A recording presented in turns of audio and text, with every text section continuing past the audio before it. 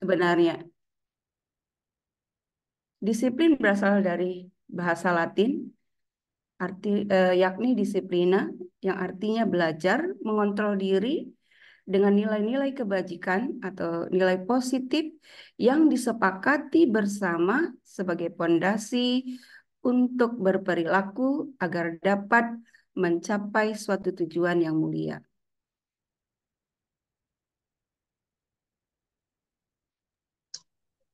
Disiplin diri membuat orang menggali potensi dirinya menuju sebuah tujuan apa yang dia hargai. Namun Bapak Ibu, dalam budaya kita selama ini bahwa makna kata disiplin itu telah berubah menjadi sesuatu yang dilakukan seseorang pada orang lain untuk mendapatkan kepatuhan. Dan kata disiplin ini selalu dihubungkan dengan rasa ketidaknyamanan. Bukan pada hakikat sebenarnya bahwa disiplin itu adalah hal apa yang kita hargai untuk mencapai suatu tujuan mulia.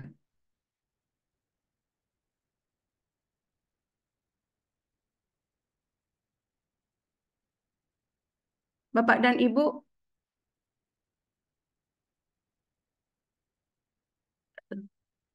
mohon maaf Bapak dan Ibu, ada sedikit kendala.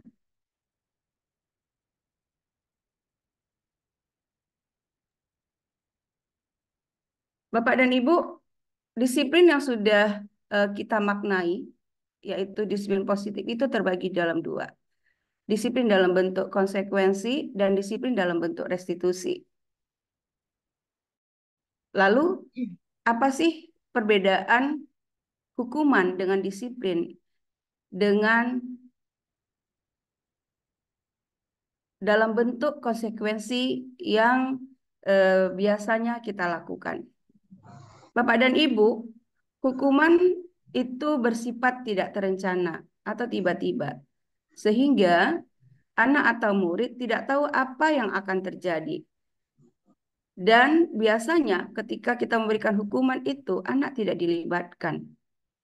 Bersifat satu arah dari pihak guru yang memberikan dan murid hanya menerima suatu hukuman tanpa melalui suatu kesepakatan atau penghargaan dari pihak guru, baik sebelum atau sesudahnya. Nah, hukuman itu Bapak dan Ibu biasanya kita berikan berupa fisik maupun psikis, sehingga tak jarang murid kita merasa tersakiti oleh suatu perbuatan atau kata-kata yang kita ucapkan.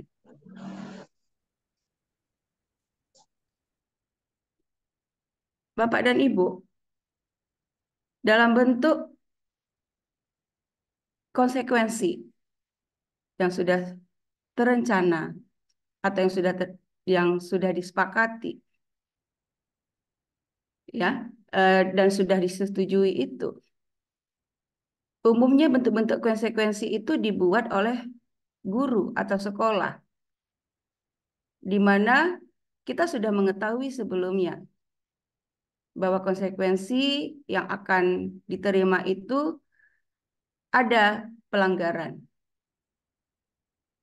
Konsekuensi biasanya diberikan berdasarkan suatu data yang umumnya dapat diukur. Misalnya, ketika 3 kali anak tidak menyelesaikan tugas dalam batas waktu tertentu, atau murid melakukan kegiatan di luar kegiatan pembelajaran, misalnya murid ngobrol, maka murid tersebut akan kehilangan waktu untuk bermain. Ini adalah sebagai konsekuensi dari pelanggaran disiplin yang telah dilakukan. Tentu saja hal ini juga tidak membuat murid kita tidak nyaman dalam jangka waktu pendek, Bapak dan Ibu. Sehingga dalam hal ini sikap guru adalah senantiasa memonitor murid-murid kita.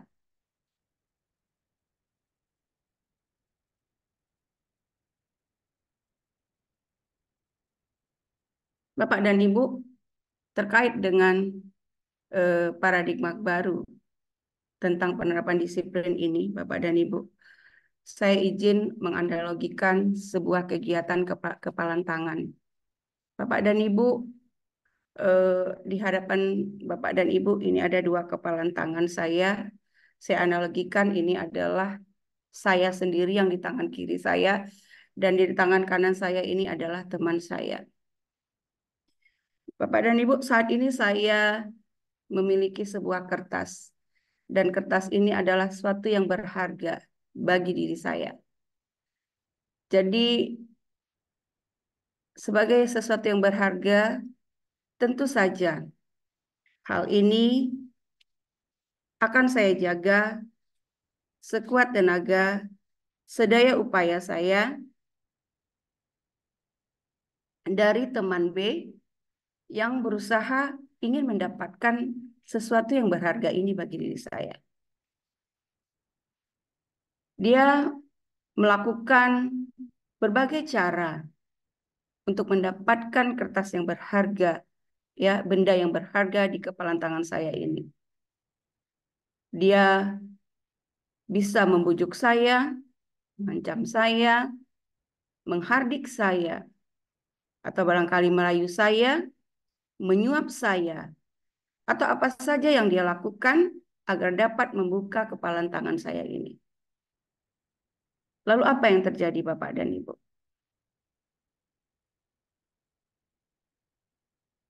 Dalam hal ini, menurut Bapak Ibu, siapakah yang punya kendali? Siapakah yang memiliki posisi kontrol dalam memutuskan apakah kepalan tangan saya ini, ya, tetap menutup atau saya buka?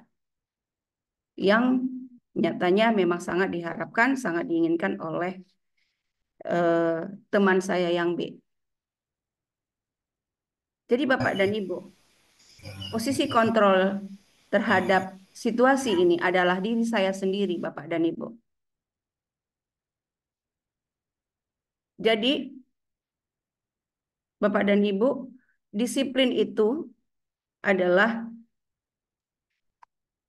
posisi kontrolnya itu ada pada diri kita sendiri, Bapak dan Ibu. Mengapa? Karena hanya saya yang bisa mengontrol diri saya. Dan saya tidak bisa mengontrol orang lain. Itu paradigma baru terhadap konsep disiplin yang harus kita pahami, Bapak dan Ibu. Diri kita sendirilah yang bisa mengontrol diri kita. Dan kita tidak bisa mengontrol orang lain. Lalu, ketika bujukan gagal, maka sebagai seorang dewasa, kita tidak memiliki hak untuk memaksa anak kita, Bapak dan Ibu. Maka yang perlu kita lakukan adalah kolaborasi dan konsensus atau melakukan kesepakatan dalam menciptakan pilihan-pilihan baru untuk menerapkan disiplin itu. Kemudian Bapak dan Ibu, dalam konsep perubahan paradigma baru di dalam menegakkan disiplin ini adalah model berpikir menang-menang, bukan menang kalah. Selama ini yang terjadi adalah kita sebagai si pembuat yang melakukan hukuman itu kita merasa dimenangkan.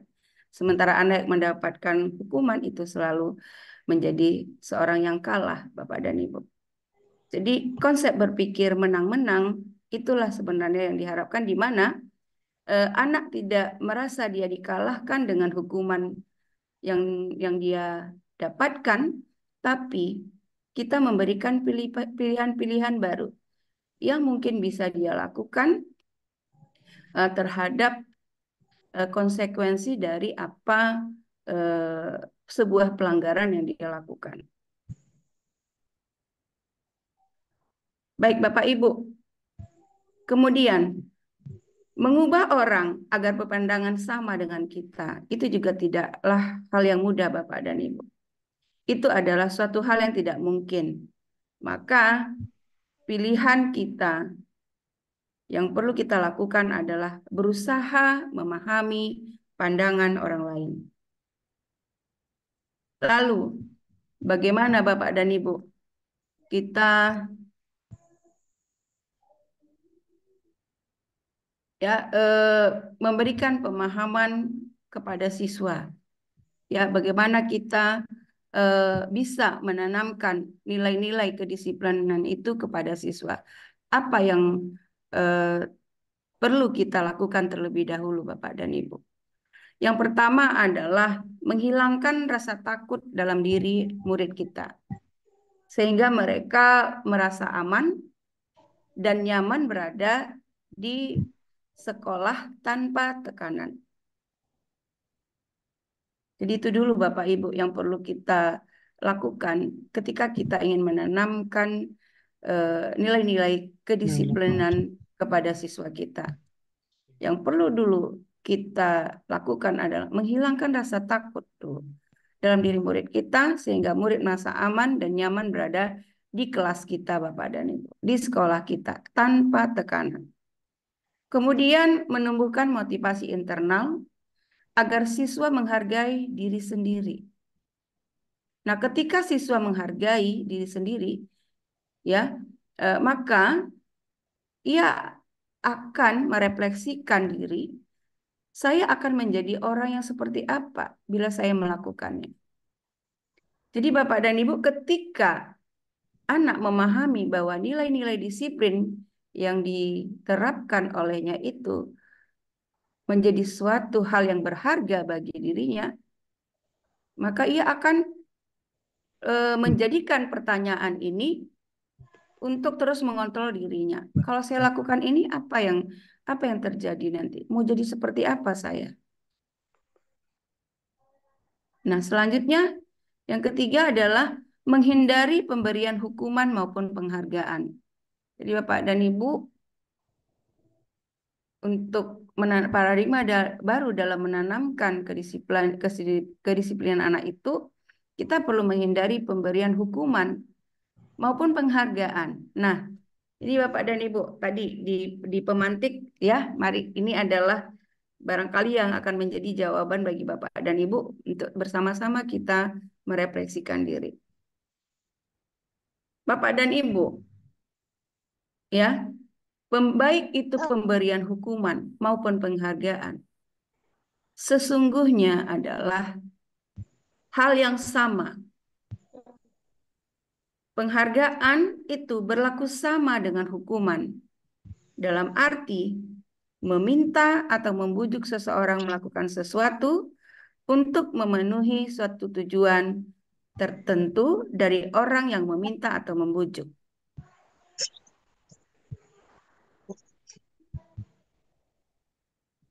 Kedua hal ini akan mendorong adanya faktor ketergantungan Bapak dan Ibu. Karena baik hukuman maupun penghargaan itu memberikan ketergantungan yang sama. Ya, saat hukuman itu diberikan, mungkin anak akan mendisiplinkan dirinya gitu. Ketika hukuman itu agak dilonggarkan sedikit, mungkin dia akan kembali melakukan pelanggaran. Begitu juga dengan penghargaan. Saat penghargaan itu diberikan, Bapak dan Ibu, untuk membujuk anak mau disiplin, ya mungkin saat penghargaan diberikan, dia akan ikut ya pada disiplin yang diterapkan. Namun ketika penghargaan tidak diberikan, nah bisa saja dia kembali melanggar peraturan itu, Bapak dan Ibu. Jadi, baik memberikan hukuman maupun penghargaan dalam hal mendisiplinkan anak, sebaiknya kita hindari Bapak dan Ibu karena kedua hal ini berlaku sama Bapak dan Ibu di dalam posisi bagaimana salah satu hal yang perlu kita hindari untuk mewujudkan mendisiplinkan anak secara efektif. Dan memberikan hukuman adalah salah satu alternatif terakhir Bapak dan Ibu. Kalaupun mau diberikan juga hukuman, itu adalah salah satu alternatif terakhir dan bila perlu sama sekali tidak digunakan, Bapak dan Ibu. Menggunakan disiplin. Nah, beberapa dampak dari pemberian penghargaan. Nah, Bapak dan Ibu, kenapa penghargaan itu bisa menghalangi ya upaya kita untuk menegakkan disiplin? Karena penghargaan itu, penghargaan itu bisa berpengaruh baik dalam jangka panjang dan jangka pendek seperti yang saya sebutkan tadi. Kemudian penghargaan itu bisa juga menjadikan hukuman bagi anak. Penghargaan mengurangi ketepatan. Kenapa mengurangi ketepatan? Nah, eh, yang seharusnya penghargaan itu ya sebaiknya dilakukan dengan penuh kesadaran, tapi karena ada eh, faktor motivasi luar penghargaan itu tadi, jadi eh, ada kepalsuan di sana gitu. Anak-anak anak-anak kita itu tidak sesungguhnya tidak benar-benar eh, menjadikan ya disiplin itu menjadi suatu hal yang bermakna untuk dirinya. Kemudian penghargaan tidak efektif. Penghargaan itu tidak efektif dalam hal menegakkan disiplin. Penghargaan juga bisa merusak hubungan Bapak dan Ibu. Itulah sebabnya mengapa eh, penghargaan tidak disarankan dalam hal ketika kita ingin menerapkan disiplin kepada murid. Kemudian penghargaan juga bisa menurunkan kualitas. Nah, bila kita ingin berkomitmen, betul-betul ingin menegakkan disiplin itu Bapak dan Ibu. Justru penghargaan itu yang akan menurunkan kualitas disiplin yang ingin kita ciptakan, yang ingin kita bentuk. Dan juga penghargaan mematikan kreativitas, ya, sehingga anak kurang daya upayanya, bagaimana dia berusaha mematuhi tiap-tiap kesepakatan, tiap-tiap aturan, keyakinan-keyakinan yang disepakati bersama. Kemudian penghargaan mengurangi motivasi intrinsik. Ini sudah pasti Bapak dan Ibu. Karena dengan penghargaan motivasi intrinsiknya yang menganggap disiplin itu sebagai sesuatu yang berharga, tentu itu tidak akan berjalan dengan seperti yang diharapkan. Bapak dan Ibu, kembali saya ingin mengajak Bapak dan Ibu untuk aktif di kolom chat Bapak dan Ibu. Di hadapan Bapak dan Ibu sekarang ini ada 2 kolom, ya. Bapak dan Ibu ada tersedia beberapa pernyataan di sini. Mohon Bapak dan Ibu aktif untuk memberikan respon ya terhadap pernyataan yang saya berikan ini. Apakah ini hukuman atau konsekuensi seperti yang saya sampaikan tadi? Ya, Bapak dan Ibu, kita mulai ya. Yang pertama, silakan Bapak Ibu eh, memberikan jawaban di kolom komentar masing-masing. Mencatat 100 kali di dalam buku ya kalimat seperti ini Bapak dan Ibu. Saya tidak akan terlambat lagi. Apakah itu hukuman atau konsekuensi Bapak dan Ibu? Silakan dijawab. Ini luar biasa nih ya Bu Mul, sudah banyak sekali yang menuliskan jawaban. Nah, Alhamdulillah. 90% ini hukuman ya. Hukuman ya, Masya Allah. Tetapi ada juga yang menuliskan konsekuensi. Oke, baik. Terima kasih Bapak dan Ibu semuanya. Berikutnya, Bapak dan Ibu, ya kita lanjutkan. lari mengelilingi lapangan basket 2 kali karena terlambat hadir ke sekolah. Menurut Bapak Ibu, apakah ini hukuman atau konsekuensi? Nah, ini juga yang nomor 2 sudah pada nulis nih.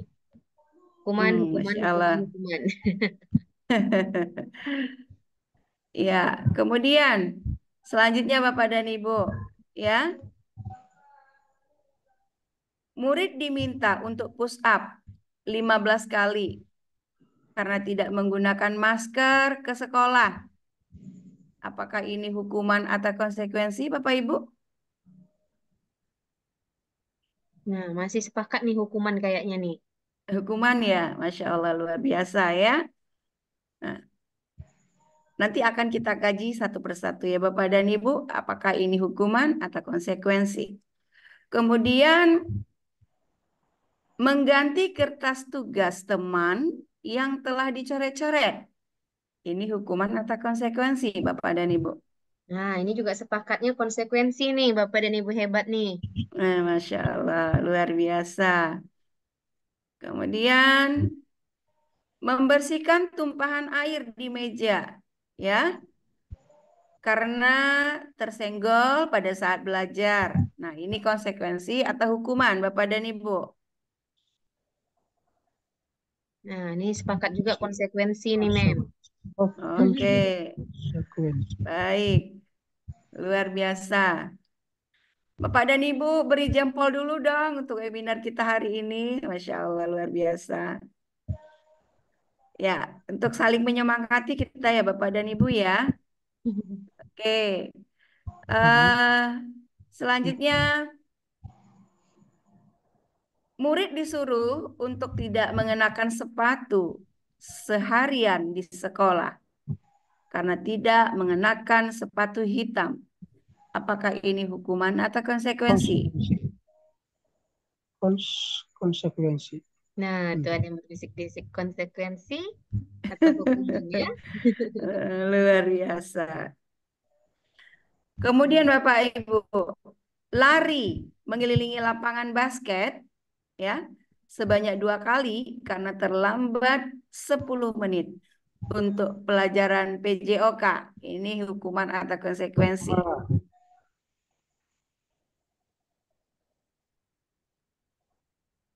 Ya, bagaimana Ibu Rina? Ini Luar beragam biasa nih ya. pendapatnya. Mm-mm. Ada yang hukuman, ada yang konsekuensi. Ini hampir tidak terlalu jauh beda antara hukuman dan konsekuensi. Oke, baik. Luar biasa Bapak dan Ibu hebat semuanya ya. Nah, Bapak dan Ibu sudah menentukan dari beberapa pernyataan ini hukuman atau konsekuensi menurut pemahaman Bapak dan Ibu. Mari kita cek Bapak dan Ibu. Ya, mencatat 100 kali di dalam buku. Kalimat berupa, saya tidak akan terlambat lagi. Hal ini kita lakukan karena murid kita terlambat ke sekolah. Itu adalah jenis hukuman Bapak dan Ibu.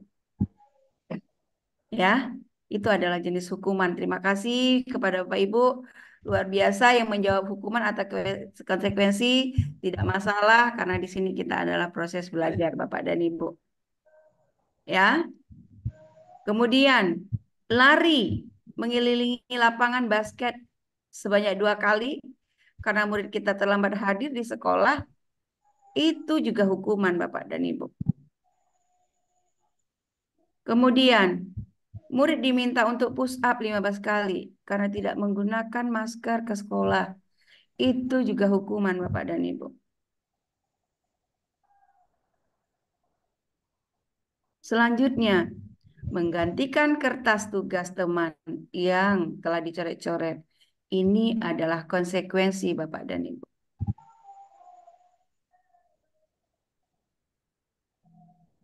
Kemudian, membersihkan tumpahan air di meja tulis karena tersenggol pada saat belajar. Ini juga konsekuensi Bapak dan Ibu.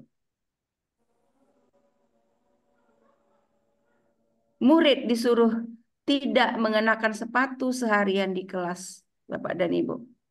Karena tidak mengenakan sepatu hitam. Itu adalah hukuman. dan lari mengelilingi lapangan bola basket sebanyak 2 kali karena terlambat 10 menit untuk pelajaran PJOK, itu bukan hukuman tapi adalah konsekuensi.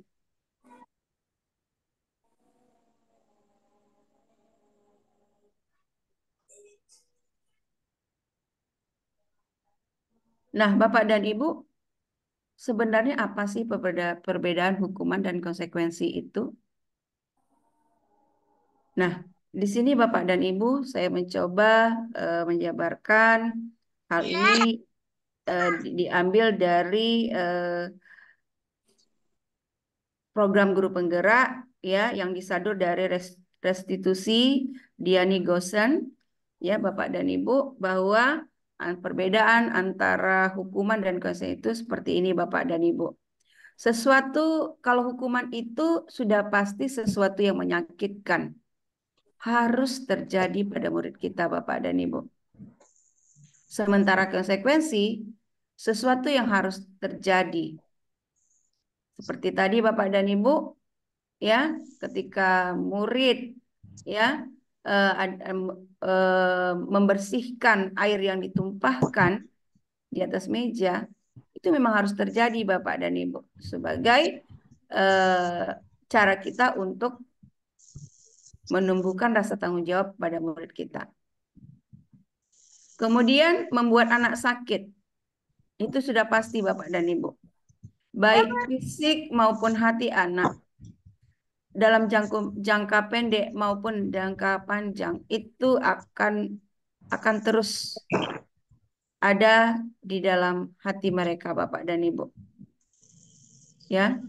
Hukuman juga akan menimbulkan rasa benci kepada murid-murid kita ya tentang kedisiplinan itu. Padahal sebenarnya jika anak menyadari ya kedisiplinan itu sebenarnya apa, nilai-nilai yang bermakna yang perlu dipahami, itulah nanti ada cara yang akan saya tunjukkan kepada Bapak dan Ibu untuk menerapkannya. Kemudian paksaan, ya, hukuman itu bersifat paksaan Bapak dan Ibu. Mendorong anak menyakiti diri sendiri. Kemudian kenapa? Ini mendorong anak untuk menyakiti diri sendiri. Ketika anak terus-menerus dalam posisi dipersalahkan, ya, saat melakukan pelanggaran dan kita memberikan hukuman, dia akan terus merasa dirinya itu tidak berharga, Bapak dan Ibu. Itulah yang membuat ia bisa menyakiti dirinya sendiri. Makanya tidak jarang kita dengar ya di media sosial Bapak dan Ibu, ya, banyak anak-anak kita yang usia sekolah SMP, bahkan ada mahasiswa yang melakukan bunuh diri Bapak dan Ibu. Ya, itu hanya akan membuat murid-murid kita menjadi seorang yang berputus asa, tidak punya harapan. Kemudian konsep diri buruk, itu sudah pasti Bapak dan Ibu. Kemudian anak belajar untuk menyembunyikan kesalahannya Bapak dan Ibu. Itu nih tadi yang saya sebutkan. Ketika kita menerapkan hukuman, pasti ada dusta nanti di sana Bapak dan Ibu. Anak akan menyembunyikan kesalahan-kesalahan yang dia lakukan. Kemudian sudah pasti rasa marah, rasa bersalah, rasa dipermalukan, merasa tak dihargai, itu akan hadir ketika hukuman kita berikan kepada anak kita. Sedangkan konsekuensi itu membuat anak merasa tidak nyaman memang, tapi itu cukup hanya dalam jangka waktu pendek, Bapak dan Ibu. Tidak seperti yang hukuman tadi, itu membekasnya lama sekali, Bapak dan Ibu. Lama sekali membekasnya, tersimpan di dalam memori mereka. Apalagi sampai ke psikis mereka itu tersakiti, Bapak dan Ibu. Nah, kemudian anak menghargai disiplin. Nah, kalau dia konsekuensi anak menghargai disiplin. Kemudian di sana ada stimulus dan tanggapan, Bapak dan Ibu. stimulus dan tanggapan ini maksud saya yang tadi ketika mencoret-coret kertas teman, ya tanggapannya ya harus diganti kertas temannya gitu. Jadi ada feedback di situ begitu. Kemudian mendorong anak agar mudah menyesuaikan diri. Selanjutnya konsep diri menjadi lebih baik. Berbeda dengan hukuman tadi, konsep diri anak tentu akan menjadi buruk. Kemudian anak belajar untuk mematuhi peraturan. Kemudian anak juga akan kehilangan hak ya dan tidak merasa nyaman pada waktu tertentu gitu ya. Ketika tadi eh, anak tidak mengerjakan tugas dalam waktu beberapa kali, 2 atau 3 kali, kemudian diberi konsekuensi tidak boleh istirahat sampai seluruh pekerjaannya selesai. Nah, itu juga tidak membuat anak nyaman pada hakikatnya tidak membuat anak nyaman dalam waktu jangka pendek.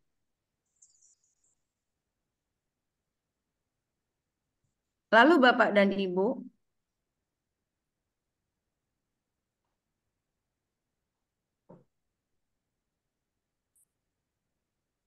buatlah program kebajikan, apresiasi, ya. Sebentar Bapak dan Ibu, maaf. Buatlah program kebajikan atau apresiasi dalam memberikan pengakuan yang perlu kita lakukan Bapak dan Ibu. Ya. Jadi kita tidak perlu memberikan hukuman dalam menegakkan disiplin, tidak perlu juga kita memberikan penghargaan. Karena ketika penghargaan diberikan, sudah pasti itu akan mengurangi kualitas disiplin yang akan kita berikan.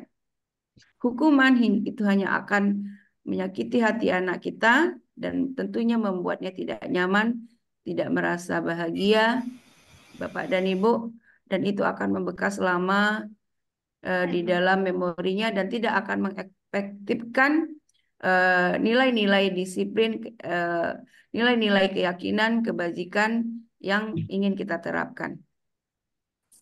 Nah, Bapak dan Ibu, lalu apa yang kita lakukan? Yang kita lakukan adalah kita harus membuat program kebajikan atau apresiasi namanya. Dalam memberikan apresiasi atau pengakuan, yang perlu kita ingat adalah beri pengakuan secara khusus kepada murid kita. Beri pengakuan secara pribadi. Lalu beri pengakuan kepada semua murid secara bergantian. Dan berikanlah pengakuan secara konsisten kepada murid kita. Dan fokuslah kepada proses yang terjadi, Bapak dan Ibu. Sampai itu berapa? 5. Nah, seperti apa ya apresiasi yang perlu kita terapkan? Ya, seperti apa kebajikan-kebajikan yang perlu kita lakukan kepada murid-murid kita yang secara konsisten dan fokus pada proses itu adalah, nah, itu bisa kita lakukan dengan membiasakan atau memudayakan berterima kasih, ya Bapak dan Ibu. Contohnya, terima kasih atas rasa tanggung jawabmu ya nak, sudah memungut sampah, sudah memungut kertas-kertas yang berserakan di lantai. Itu yang perlu kita budayakan Bapak dan Ibu. Bukan ketika anak membuang sampah sembarangan, kita berikan hukuman yang kita tidak tahu apa sebenarnya yang terjadi pada anak sehingga ia melakukan itu, Bapak dan Ibu. Kita tidak memberikan pilihan-pilihan tanpa ada kesempatan menjelaskan, langsung kita hukum anak tersebut, Bapak dan Ibu. Nah, yang nilai-nilai kebajikan inilah, nilai-nilai apresiasi inilah yang perlu kita budayakan, perlu kita kembangkan kepada anak-anak kita, kepada murid-murid kita. Kita harus memberikan pengakuan, baik itu secara khusus, pribadi, eh, dan kepada semua murid kita secara bergantian dan konsisten. Lalu apa lagi?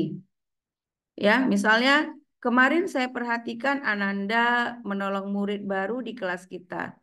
Rasa empatimu besar sekali ya, Nak. Nah, itu perlu kita berikan Bapak dan Ibu kepada anak-anak kita pengakuan-pengakuan seperti itu. Lalu apa lagi? Saya menghargai kepedulianmu dalam membantu teman-temanmu di tugas kelompok. Nah, ini yang jarang kita lakukan Bapak dan Ibu di kelas-kelas kita. Ya, apresiasi pengakuan secara khusus pribadi dan kepada semua murid ini yang jarang kita lakukan secara konsisten. Mungkin kita lakukan, tapi kita tidak konsisten yang kita lakukan. Kita hanya cenderung melakukan hukuman dan konsekuensi, biasanya di kelas maupun di sekolah kita.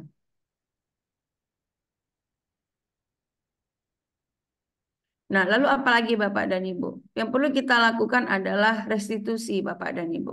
Ini adalah salah satu cara yang efektif ketika Bapak dan Ibu ingin menegakkan atau ingin mendisiplinkan murid-murid kita. Restitusi adalah proses menciptakan kondisi bagi murid untuk memperbaiki kesalahan mereka. Sehingga mereka bisa kembali kepada kelompok mereka dengan karakter yang kuat.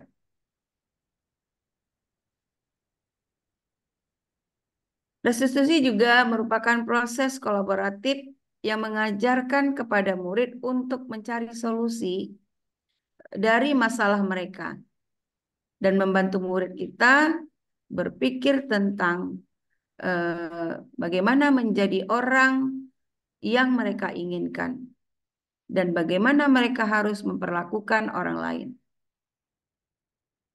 Itulah hal yang terkait dengan restitusi Bapak dan Ibu. Jadi anak itu akan paham, akan menyadari bagaimana apa yang harus ia lakukan dan bagaimana ia bisa memahami orang lain dan memperlakukan orang lain. Oleh karena itu, sebaiknya guru merespon murid yang melakukan kesalahan dengan restitusi Bapak dan Ibu. Ada 9 ciri-ciri restitusi. Yang pertama, restitusi itu Bapak Ibu bukan untuk menebus kesalahan, namun untuk belajar dari kesalahan. Kemudian memperbaiki hubungan baik. Kemudian tawaran bukan paksaan. Kemudian restitusi menentukan untuk melihat ke dalam diri. Ya, restitusi menuntun murid untuk melihat ke dalam diri. Restitusi mencari kebutuhan dasar yang mendasari tindakan. Jadi kita harus memahami Bapak dan Ibu, tiap-tiap anak, ya, tiap-tiap kita pasti memiliki tujuan apapun yang kita lakukan. Jadi sekalipun itu hal yang buruk dilakukan anak, kita tidak boleh memandangnya itu selalu adalah hal yang keburukan. Barangkali ada tujuan-tujuan yang tertentu yang diyakini anak itu baik untuk dia. Kemudian restitusi diri adalah cara yang paling baik Bapak dan Ibu. Kemudian restitusi fokus pada karakter bukan tindakan. Jadi yang ingin dibangun pada restitusi ini ya dalam mendiskusikan murid adalah fokus pada menumbuhkan karakter, bukan tindakan Bapak dan Ibu. Kemudian restitusi fokus pada solusi. Jadi yang akan kita ajak anak adalah untuk ya menggali di potensi dirinya ya ketika ia melakukan suatu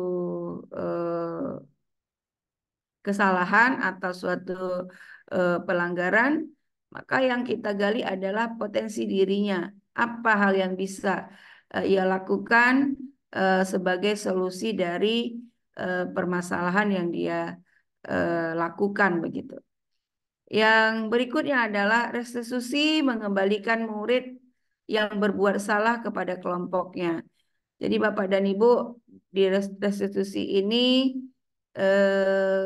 kita bertujuan baik agar anak kita yang melakukan kesalahan itu kembali pada kelompoknya itu dengan memiliki keyakinan diri yang sudah baik, Bapak dan Ibu, di mana dia sudah menyadari akan kesalahannya dan dia kembali kepada kelompoknya dengan sesuatu yang lebih baik lagi dari sebelumnya.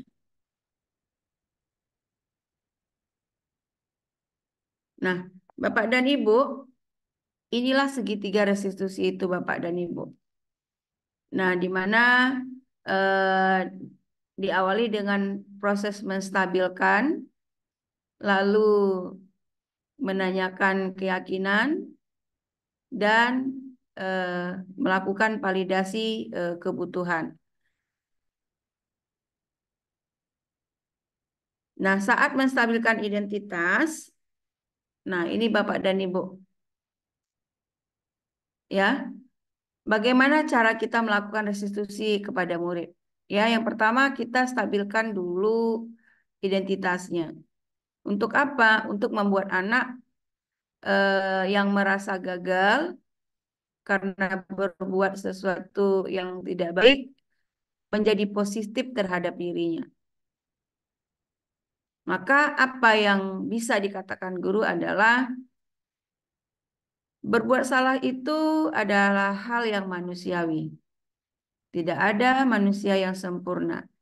Bapak dan Ibu juga pernah berbuat salah kok, Nak. Nah, itu bisa kita lakukan untuk menstabilkan identitas diri anak. Jadi, anak merasa nyaman dan tidak merasa terpojokkan dengan kesalahan yang telah ia lakukan, yang membuatnya bisa menjadi berputus asa, bisa bahkan bisa membuat dirinya menyakiti dirinya sendiri. Kemudian kata berikutnya yang bisa kita ucapkan, kita pasti bisa menyelesaikan permasalahan ini. Lalu apa lagi? Bapak Ibu tidak tertarik untuk mencari tahu siapa yang benar, siapa yang salah. Bapak atau Ibu lebih tertarik untuk menyelesaikan masalah. Ini adalah proses penstabilan yang bisa Ibu lakukan, kata-kata yang diucapkan. Kemudian kalau kamu menyalahkan dirimu sendiri terus-menerus, apakah kamu bersikap baik pada dirimu sendiri? Nah, ini ketika kita tanyakan ini Bapak dan Ibu, anak akan berpikir Bapak dan Ibu. Dia akan sadar ya bahwa dirinya itu sesungguhnya berharga. Kemudian cara restitusi yang kedua adalah Bapak dan Ibu validasi kebutuhan. Ya. Nah, mengapa ini dilakukan? Ya, tujuannya adalah agar anak melihat ya kesalahannya kemudian dihubungkan dengan norma sosial dan nilai-nilai yang mendasari manusia untuk berinteraksi dengan orang lain. Nah, lalu apa kata-kata yang bisa kita ucapkan Bapak dan Ibu?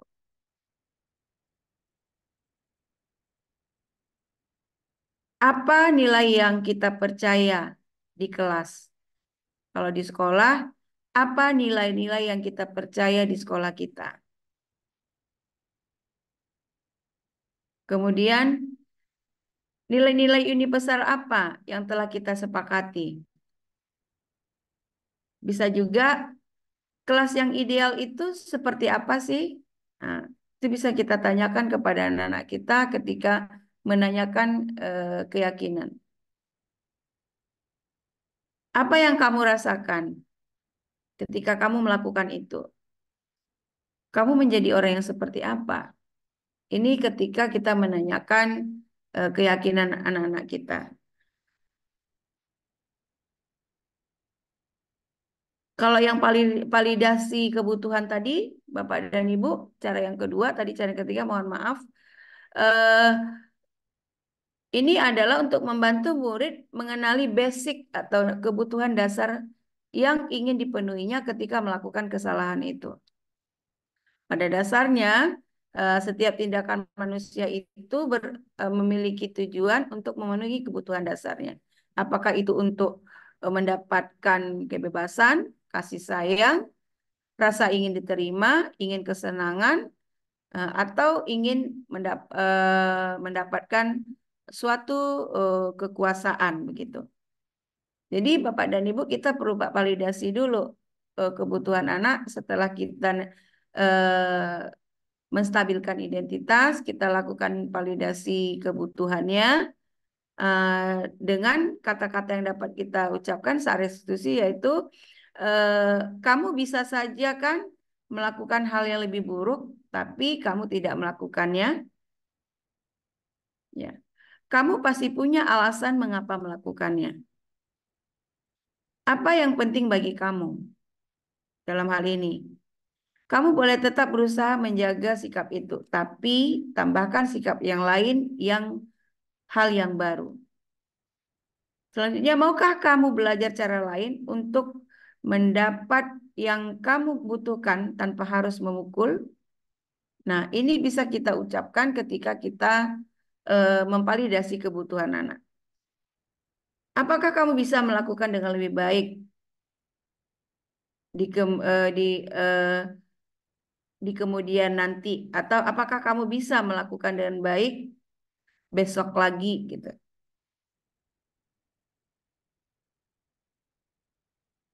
Nah, Bapak dan Ibu,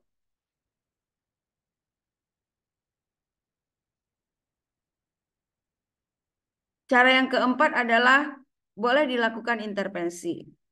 Setelah Bapak Ibu pertama tadi menstabilkan identitas murid kita, kemudian eh, Bapak dan Ibu eh, menguatkan identitasnya, ya. Kemudian Bapak dan Ibu yang keempat adalah bisa melakukan intervensi, ya.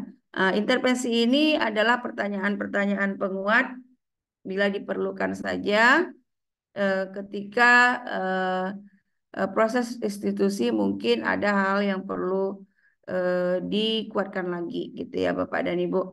Kapan kamu siap mulai? Ya, kata-katanya boleh dikatakan kapan kamu siap mulai lagi untuk melakukan ini? Apa yang kamu inginkan? Peraturannya seperti apa? Apakah kamu bisa mengubah kegiatan atau perilaku kamu saat ini menjadi sikap yang lebih membantu? Atau apakah kamu ingin berbuat lebih baik? Nah, itu adalah pertanyaan-pertanyaan intervensi yang bisa Bapak Ibu lakukan ya ketika Bapak Ibu mulai menstabilkan identitas anak, kemudian memvalidasi kebutuhan anak dan menanyakan keyakinannya serta melakukan intervensi bila perlu. Itu adalah merupakan tahapan-tahapan restitusi yang disarankan ketika Bapak Ibu ingin mendisiplinkan anak di kelas maupun di sekolah. Bapak dan Ibu, apalagi yang bisa kita lakukan sebagai cara untuk menanamkan kedisiplinan anak itu adalah pilihlah nilai-nilai kebajikan yang dapat disampaikan dan menjadi pondasi dari keyakinan kelas atau keyakinan sekolah yang disepakati oleh seluruh warga sekolah. Nah, keyakinan itu Bapak Ibu susun saat menentukan visi dan misi sekolah. Ya. Kemudian pikirkan kegiatan-kegiatan apa saja yang dapat dilakukan agar keyakinan-keyakinan tersebut dapat dipahami dan diterapkan oleh seluruh warga sekolah dalam kehidupan mereka sehari-hari. Kemudian Bapak dan Ibu juga disarankan untuk menjadikan posisi kontrol guru adalah sebagai manajer Bapak dan Ibu. Ya, bukan sebagai si penghukum, si pembuat merasa bersalah, ya, sebagai pemantau atau memposisikan diri sebagai teman. Ya, Bapak dan Ibu. Jadi, amat disarankan bagi kita ya dalam mendisiplinkan murid itu adalah posisi kontrol sebagai manajer. Kenapa?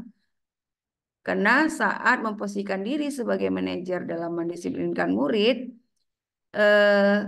yang kita lakukan itu adalah membimbing murid untuk dapat mengatur dirinya. Bukan memisahkan murid dari kelompoknya saat kita menghukum anak ya. Saat proses menghukum anak kan kita memisahkan murid itu dari kelompoknya. Tapi kita mengembalikan murid tersebut ke kelompoknya dengan identitas yang lebih baik dan lebih kuat. Jadi bagaimana cara ini bisa kita lakukan seperti yang saya sampaikan tadi, hanya dengan jalan posisi kontrol sebagai manajer lah, restitusi sebagai salah satu cara yang bisa dilakukan untuk mendisiplinkan anak secara efektif. Itulah yang bisa posisi kontrol guru sebagai manajer lah yang bisa diterapkan Bapak dan Ibu yang diharapkan. Sehingga restitusi berjalan dengan posisi kontrol kita sebagai manajer. Itu akan berjalan efektif ketika kita menanamkan kedisiplinan kepada murid-murid kita, baik di kelas maupun di sekolah. Nah, ini tadi Bapak dan Ibu yang saya sampaikan. Sebaiknya kita menghindari posisi kontrol guru itu tidak sebagai penghukum Bapak dan Ibu, tapi kita menjadikan posisi kontrol kita sebagai manajer seperti yang saya sebutkan tadi.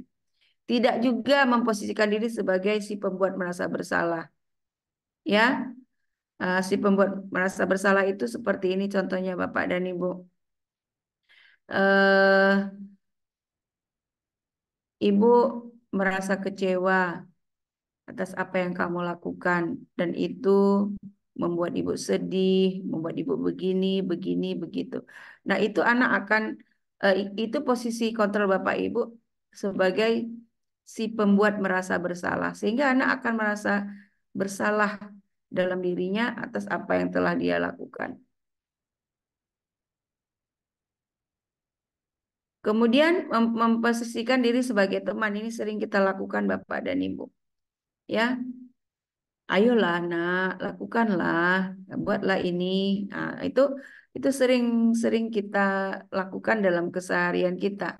Kita memposisikan diri kita sebagai teman bagi anak-anak kita sehingga tak jarang itu akan mengurangi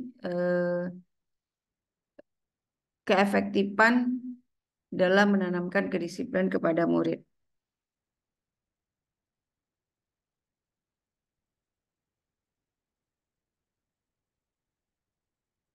Selanjutnya Bapak dan Ibu, yang bisa kita lakukan dalam mendisiplinkan murid itu adalah dengan pembentukan keyakinan sekolah. Ini yang saat ini sering kita dengar Bapak dan Ibu, keyakinan sekolah atau keyakinan kelas. Nah, Bapak dan Ibu, kenapa harus keyakinan kelas? Mengapa tidak peraturan kelas saja? Dan bagaimana mewujudkan keyakinan kelas itu secara efektif? Bapak dan Ibu, perlu kita ketahui bahwa seseorang akan lebih tergerak dan lebih bersemangat untuk menjalankan keyakinannya daripada hanya sekedar mengikuti serangkaian peraturan yang tertulis tanpa makna. Nah, itulah sebabnya mengapa amat disarankan kita itu untuk ya membentuk keyakinan, nilai-nilai kebajikan yang kita tuangkan ke dalam visi kita untuk diterapkan di sekolah maupun di kelas kita. Bukan membuat serangkaian peraturan tertulis yang tanpa makna, Bapak dan Ibu. Murid-murid kita pun demikian, Bapak dan Ibu. Mereka perlu mendengarkan dan memahami apa arti sesungguhnya peraturan-peraturan yang diberikan.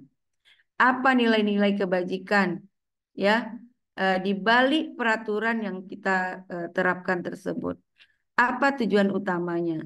Sehingga mereka tertarik mau mematuhi dan bukan hanya sekedar mengikuti serangkaian peraturan-peraturan yang mengatur mereka tanpa memahami tujuan mulianya.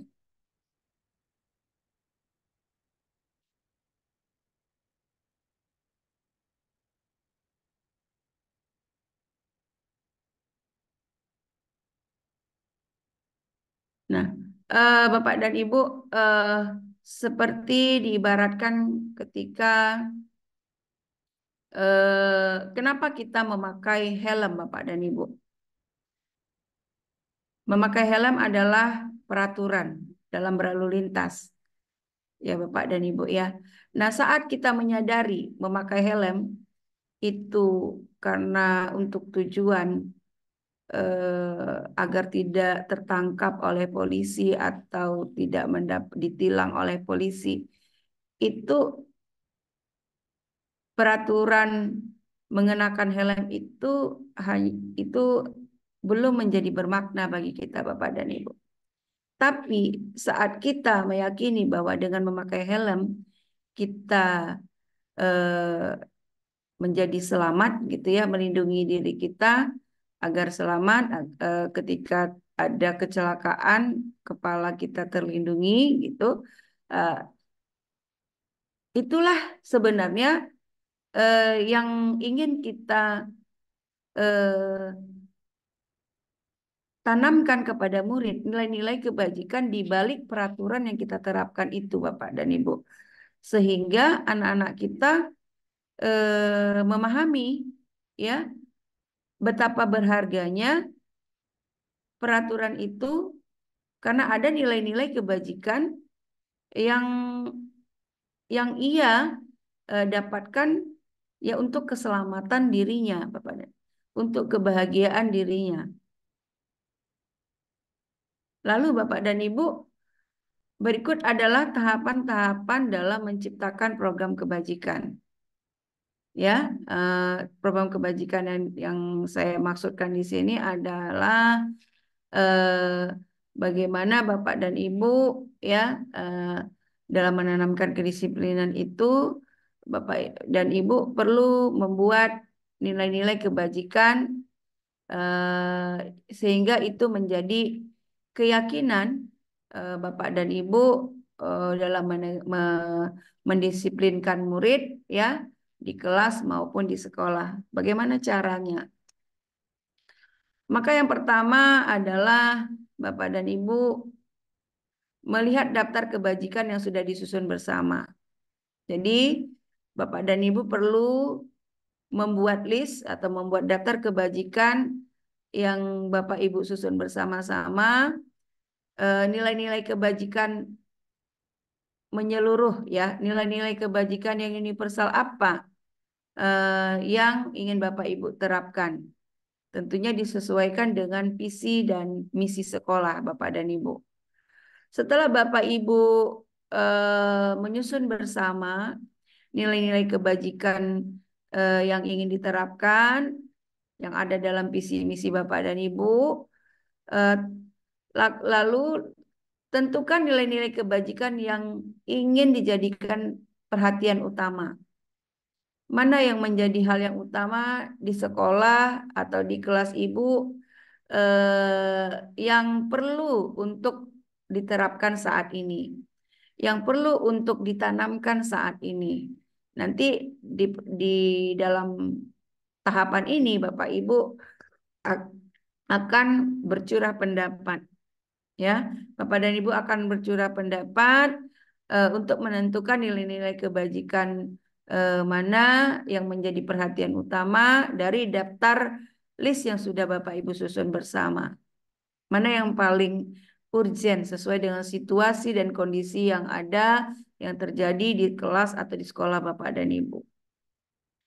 Lalu Bapak dan Ibu melakukan tahapan yang ketiga, yaitu sempurnakan beberapa nilai-nilai kebajikan yang utama.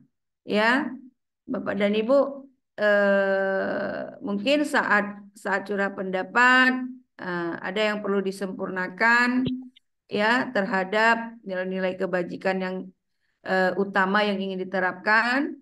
Kemudian bahas kembali di kelompok Bapak dan Ibu dengan mempertimbangkan hal-hal sebagai berikut. Ya, yang pertama, saat Bapak dan Ibu ya menyusun nilai-nilai kebajikan sebagai disiplin, ya, untuk menanamkan disiplin positif kepada murid-murid itu, yang pertama, nilai-nilai kebajikan tersebut dibuat dalam bentuk pernyataan-pernyataan yang universal, Bapak dan Ibu. Pernyataan-pernyataan universal ini adalah pernyataan-pernyataan yang diyakini oleh seluruh warga sekolah, ya, warga kelas secara bersama-sama. Ya, Oke. Bapak dan Ibu, bukan Maaf untuk Bu kepentingan Mul, berkelompok. dipotong Ya, sebentar. 5 menit lagi ya. oke, baik, siap. Kemudian pernyataan dibuat dalam bentuk kalimat positif, ya. Setiap warga sekolah atau anggota kelas perlu saling menghargai. Itu contohnya Bapak dan Ibu. Ya, pernyataan dibuat dalam bentuk kalimat positif. Kemudian contohnya adalah setiap warga sekolah atau anggota sekolah perlu saling menghargai. Lalu apalagi contoh pernyataan positifnya? Setiap anggota kelas atau warga sekolah perlu merasa aman.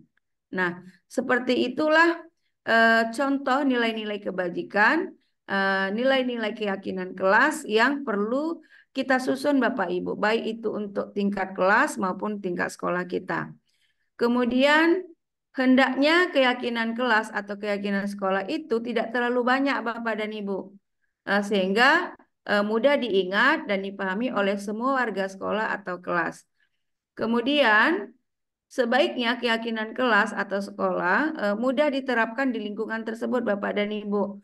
Dan artinya di sini nilai-nilai kebajikan itu, nilai-nilai keyakinan itu enggak yang payah-payah Bapak dan Ibu. Dan itu bisa diterapkan di lingkungan sesuai dengan lingkungan karakteristik sekolah kita Bapak dan Ibu. Kemudian semua warga kelas hendaknya ikut berkontribusi Bapak dan Ibu. Ini perlu karena keyakinan kelas itu adalah dibentuk secara bersama-sama, maka semua warga kelas hendaknya ikut berkontribusi dalam pembuatan keyakinan kelas lewat kegiatan curhat apa ya? Curah pendapat, ya. Kemudian bersedia meninjau kembali keyakinan kelas dari waktu ke waktu. Bisa saja Bapak dan Ibu. Jadi keyakinan kelas itu ditinjau terus Bapak dan Ibu. Kadangkala ada juga keyakinan kelas itu mungkin saja tidak berlaku untuk jangka waktu tertentu begitu. Jadi kita harus bersedia meninjau kembali setiap keyakinan yang kita yakini, yang kita percayai untuk diterapkan menjadikan anak-anak kita berdisiplin Bapak dan Ibu. Lalu terakhir cara yang bisa kita lakukan dalam tahapan menciptakan program mendisiplinkan murid ini adalah buat poster, ya, dan sosialisasikan keyakinan kelas, keyakinan sekolah yang sudah Bapak Ibu susun bersama, baik itu kalau dia di kelas tentu dengan anggota kelas, kalau dia di sekolah, tentu dengan seluruh warga di sekolah. Lalu jangan lupa saat Bapak dan Ibu membuat posternya dan mensosialisasikannya, bubuhkanlah tanda tangan semua warga sekolah, semua warga anggota kelas, termasuk guru, Bapak dan Ibu. Kita harus tanda tangan di dalam keyakinan-keyakinan kelas yang kita ciptakan bersama. Nah, Bapak dan Ibu, sekarang kita masuk kepada refleksi, Bapak dan Ibu. Nah, tujuan mulia dari penerapan disiplin positif adalah agar terbentuk murid-murid yang berkarakter, berdisiplin, santun, jujur, peduli, bertanggung jawab, dan merupakan menjadi pembelajar sepanjang hayat sesuai dengan standar kompetensi lulusan yang diharapkan. Jadi Bapak dan Ibu, setelah berdiskusi ini, saya mengharapkan Bapak dan Ibu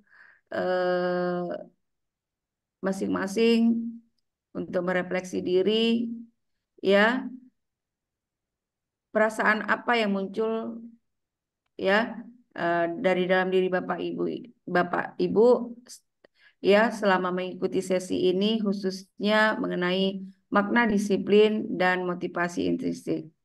Kemudian peran Among apa yang mungkin telah Ibu lakukan selama ini. Jadi dari pemaparan tadi Ibu bisa merefleksikan diri peran Among apa yang sudah Bapak Ibu lakukan selama ini.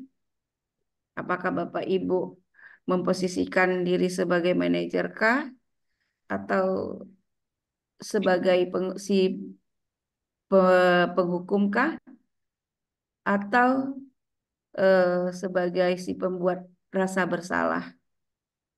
Nah, berikutnya adalah Bapak dan Ibu, saya ajak untuk saya akan menjadi pamong seperti apa, ya, setelah mengikuti webinar ini. Jadi seperti yang saya sampaikan tadi, harapannya Bapak dan Ibu silakan menggali kembali.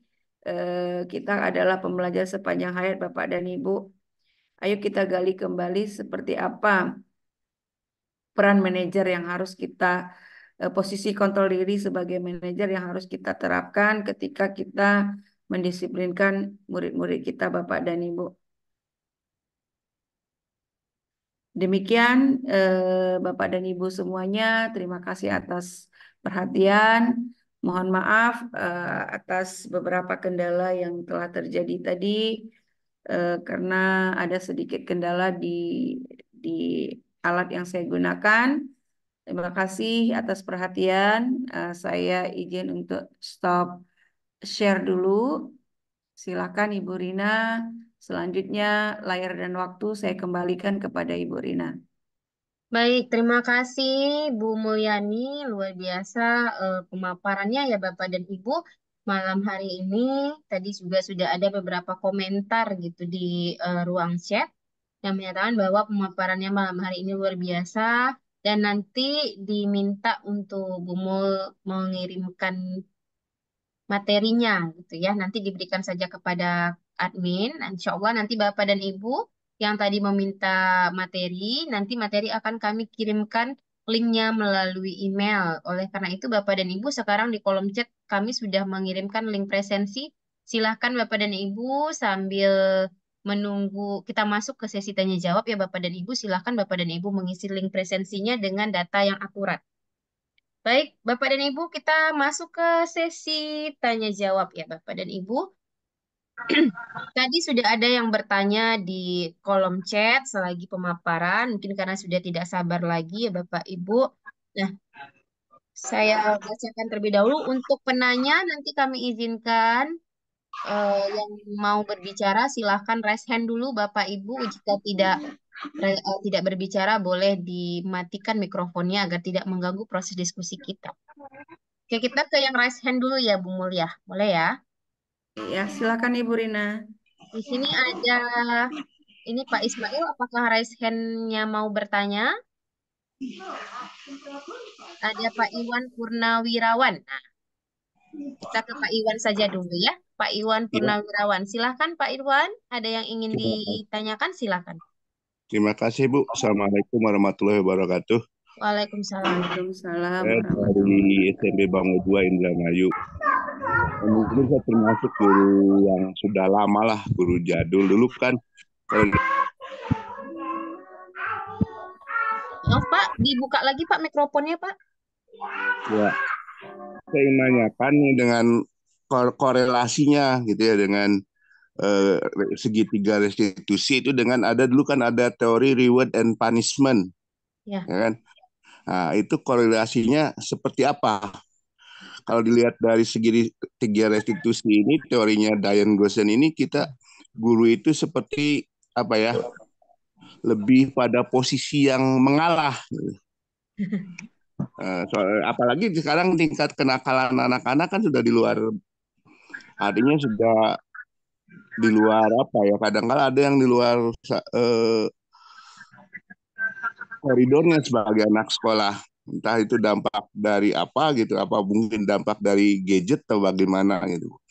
Jadi saya ingin tanyakan itu korelasinya itu teori reward and punishment di teori segitiga restitusi itu bagaimana, Bu? Terima kasih, itu saja. Assalamualaikum warahmatullahi wabarakatuh. Waalaikumsalam warahmatullahi wabarakatuh. Pak Iwan dari mana nih Pak Iwan? SMP Bangun 2 Indramayu, Jawa Barat. SMP Bangun 2 ya, Indramayu, Jawa Barat. Baik, tadi pertanyaannya kita simpan dulu, Bu Mul, 2 atau 3 penanya baru dijawab ya. Iya, boleh Ibu Rina. Selanjutnya ada Ibu Anissa Paramita. Silakan Bu Anissa dibuka mikrofonnya.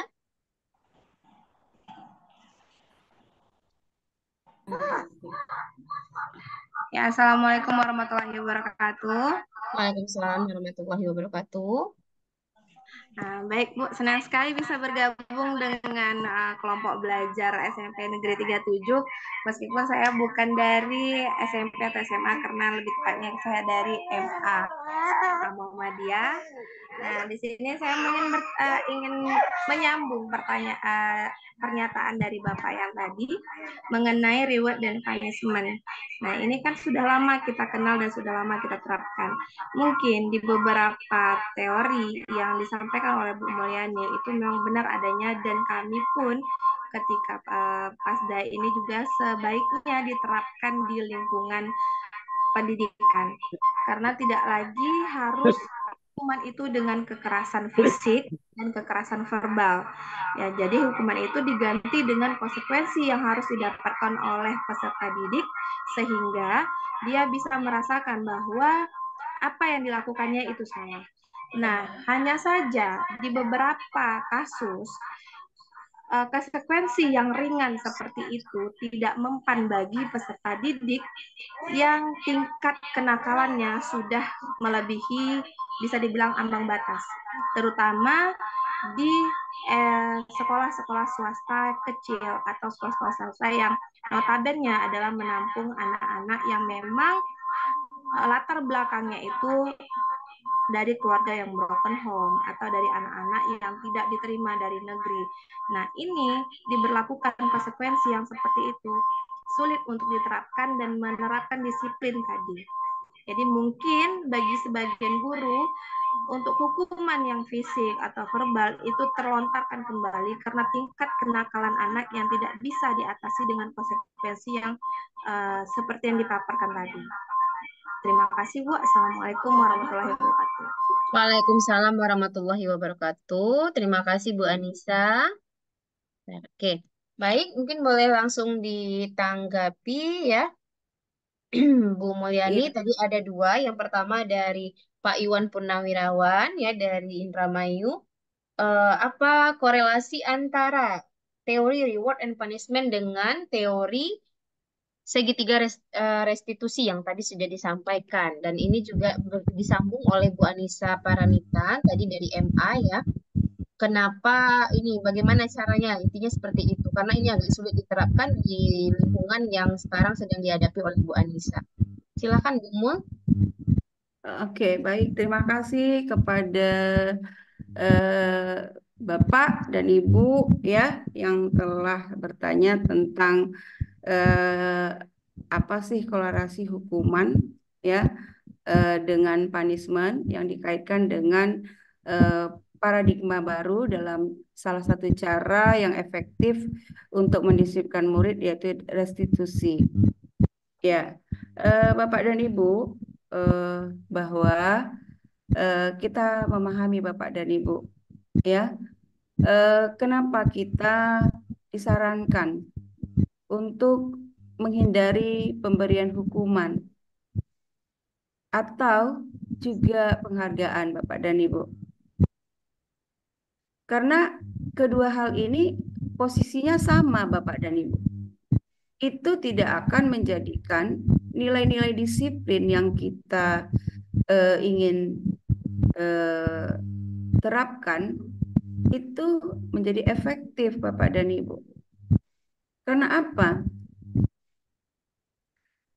Pemberian hukuman maupun penghargaan sama-sama tidak menumbuhkan kesadaran diri bagi murid-murid kita betapa berharganya ya nilai-nilai kebajikan dari disiplin yang diyakini ingin diterapkan.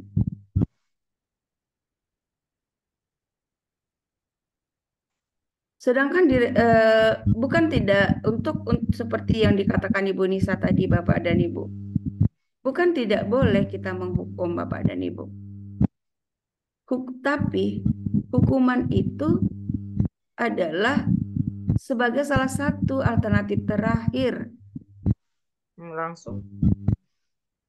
Hukuman adalah sebagai salah satu alternatif terakhir yang dilakukan kalau seperti Bu Nisa sampaikan tadi sudah di ambang batas.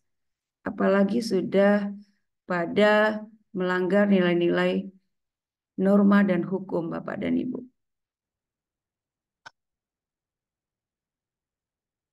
Namun kalau masih bisa dihindari, kita hindari Bapak dan Ibu hukuman itu. Karena hukuman, penghargaan yang saya katakan tadi itu posisinya sama. Kedua-duanya itu kan sama-sama adalah bertujuan untuk mengajak, membujuk orang untuk mematuhi suatu peraturan yang dibentuk oleh seseorang. Bukan dilahirkan dari sebuah kesepakatan ya yang diyakini bersama. Nah, korelasinya dengan restitusi Bapak dan Ibu. Saat murid melakukan pelanggaran, yang kita gali adalah nilai-nilai keyakinan yang sudah kita sepakati itu. Itu yang kita gali Bapak dan Ibu saat anak melanggar. Kita kembalikan dia kepada kesepakatan yang telah diyakini bersama.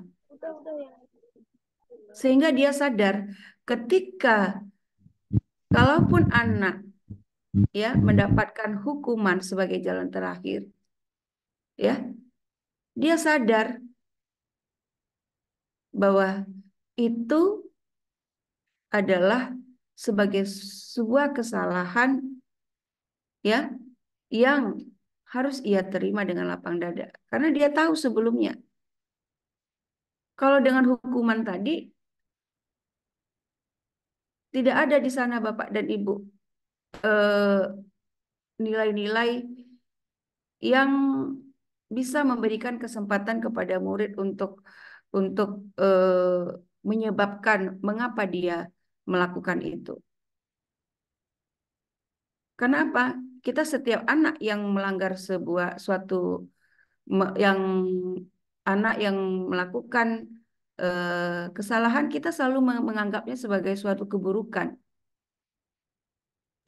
Ini yang perlu kita putus pemahaman ini Bapak dan Ibu. bila kita meyakini bahwa tiap-tiap orang sekalipun dia melakukan hal-hal yang buruk, pasti ada tujuan yang ingin dia capai, yang ingin dia inginkan, sehingga ia melakukan pelanggaran itu. Pasti ada faktor-faktor yang melatar belakanginya. Itu yang ingin kita kembalikan, kita luruskan Bapak dan Ibu. Mungkin saja hal yang mendorong dia melakukan pelanggaran itu seperti yang saya sebutkan sebelumnya.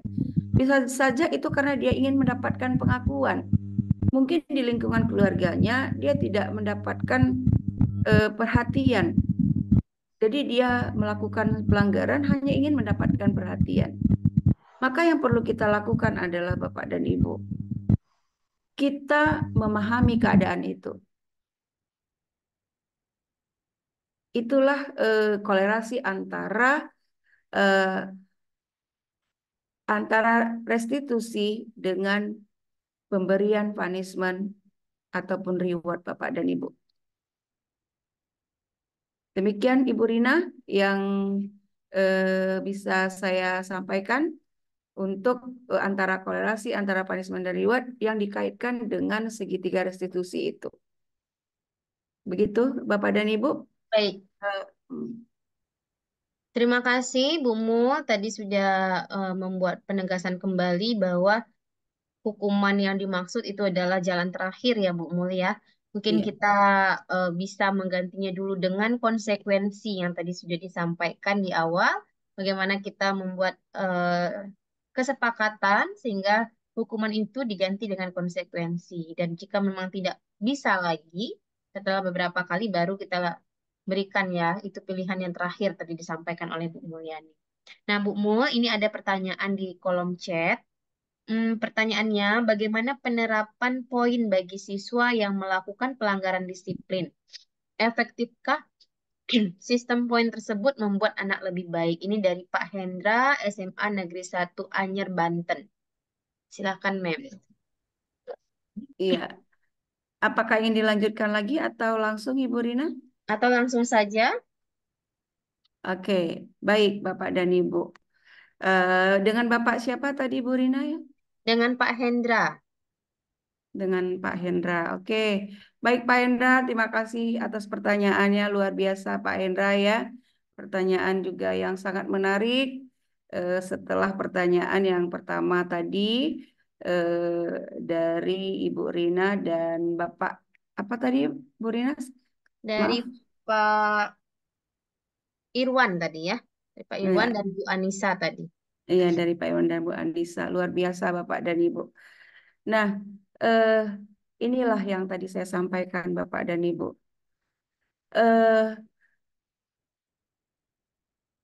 Bagaimana cara kita mendisiplinkan murid itu ya dengan membuat peraturan-peraturan. Poin-poin itu kan kita pahami sebagai peraturan-peraturan yang harus dipatuhi anak.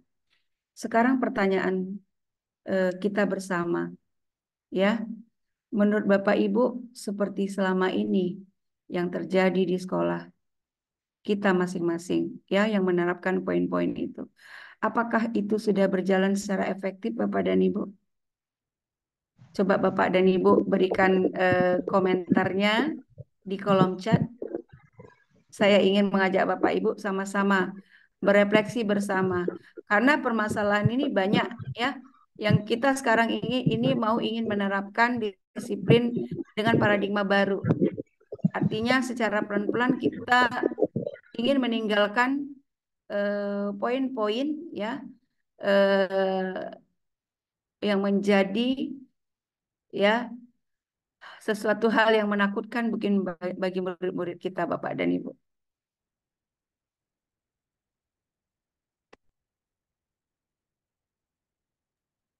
Ya, bagaimana Ibu Rina? Silakan Bapak dan Ibu. Tadi ada yang menjawab di chat itu belum maksimal, tapi sudah ada perubahan. Kemudian ini ada lagi.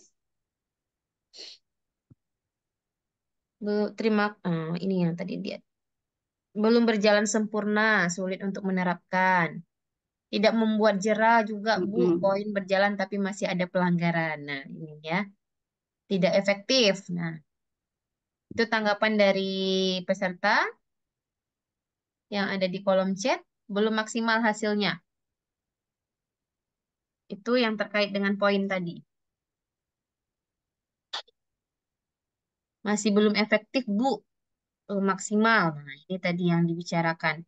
Pertanyaannya terjawab oleh teman-teman yang di sini ya, Bu Mulia. Iya, oke. Baik. Kalau begitu bisa kita simpulkan Bapak dan Ibu bahwasanya seperti yang saya sampaikan tadi, itu adalah aturan-aturan yang menunjukkan bahwa eh, cara itu ya eh, hanyalah sebagai eh, serangkaian aturan yang kurang bermakna kepada murid kita Bapak dan Ibu. Nah, jadi Bapak dan Ibu, kenapa itu menjadi tidak bermakna poin-poin itu Bapak dan Ibu?